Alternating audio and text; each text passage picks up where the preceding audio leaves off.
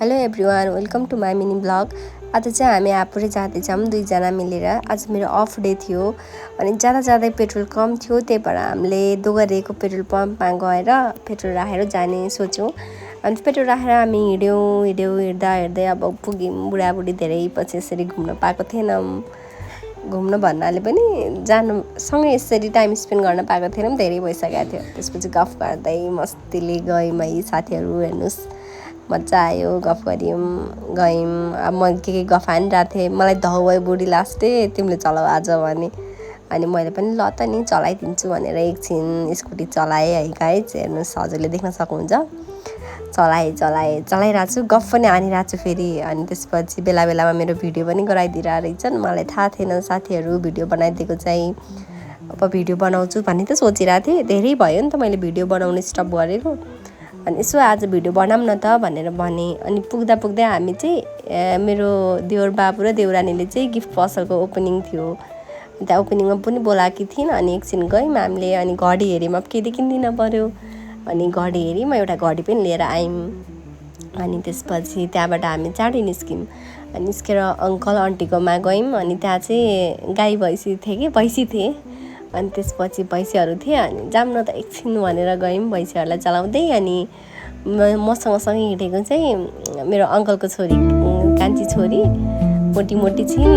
अनि आन्टीसँग भेट भयो। अनि आन्टीलाई चाहिँ मैले आन्टी के छ आन्टी भनेर प्याट पिटिहालेँ। फेरि यो रिसले पिटेको होइन है साथीहरू, मायाले पिटेको। अनि आन्टीलाई भने आन्टी मैले भिडियो बनाउँदैछु है भने। अनि आन्टीले फेरि के मैले यस्तो लुगा लगाएको छु भन्दै लुगा सिमेल्न थाल्नुभयो। अनि त्यसपछि हामी एकछिन हाँस्यौँ। अनि त्यसपछि फेरि हामी हेर्न गयौँ।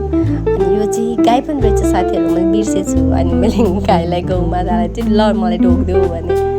अनि जबरजस्ती ढोकाएँ। अनि त्यसपछि ढोक्यो साथीहरू। अनि त्यसपछि अब फेरि अलिक पछाडि जाऊँ भाउजू भनेर भनिन् फेरि मेरी नन्द पुन्टी मोटी जेसुकै सुनिन् भने गाली गर्छिन् है साथीहरू। मलाई गाली गरे पनि गरून् होइन, जे भन्दा पनि भयो। अनि त्यसपछि अब त पारी रहेछ, कति ज्ञानी रहेछ कि यो। अनि आनन्द कस्तो हेर्दै कति क्युट आँखा थियो यसको।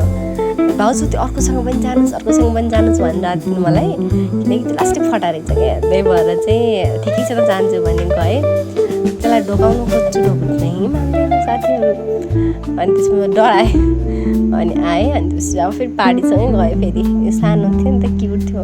अनि योसँग गयो भने पुरै चम्क्यो त, एकछिन त मलाई हाल्न जस्तो गर्यो। अनि म धन्न लडेको साथीहरू, धन्न। अनि त्यसपछि ठिकै छ त भने एकछिन हेरेँ। अनि त्यहाँबाट हामी निस्किन थाल्यौँ। अब म निस्किन्छु त पुग्यो, मलाई अब खेलेर यिनीहरूसँग खेलेर पुग्यो भन्ने सोचेँ।